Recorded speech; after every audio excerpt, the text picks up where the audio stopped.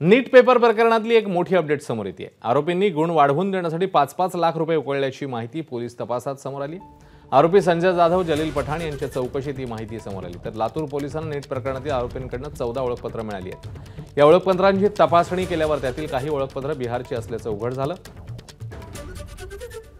महाराष्ट्रातील विविध भागातील विद्यार्थी शिक्षण लातूरमध्ये घेतात, मात्र नीटची परीक्षा काही ठराविक सेंटरला देण्यासाठी जात असतात। त्या सेंटरमध्ये अनियमितता करून परीक्षा दिली जाते असं तपासातून समोर येते। तर महाराष्ट्रातली मुलं कर्नाटक, गुजरात, बिहारमध्ये जाऊन परीक्षा देत असल्यानं काहीतरी घोळ होण्याची शंका राजश्री शाहू महाराज विद्यालयाचे नीट सीईटी सेलचे संचालक दिलीप देशमुख यांनी व्यक्त केली होती। याबाबत एनटीएला पत्रव्यवहार देखील केला होता, मात्र त्याची दखल घेण्यात आली नाही असा आरोप दिलीप देशमुख यांनी केलेला आहे।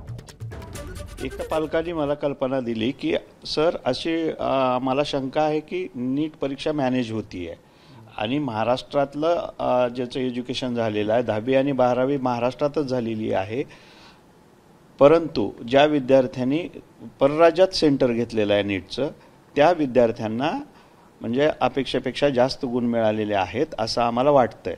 तर हे जर थांबवायचे असतील तर आपण एक काम करावं की ज्या राज्यात त्याची 10वी झालेली आहे किंवा ज्या राज्यातला तो रहिवासी आहे त्या राज्यातच त्याला सेंटर द्यावं। एक सूचना आम्ही मेल करून एप्रिल महिन्यामध्ये एनटीएला केलेली होती। बरं, त्यांच्याकडून काही तुम्हाला उत्तर आलंय का? काही सांग। नाही, एनटीएकडनं कुठल्याच पद्धतीचं उत्तर आलेलं नाही आहे। एबीपी माझा, उघडा डोळे बघा नीट।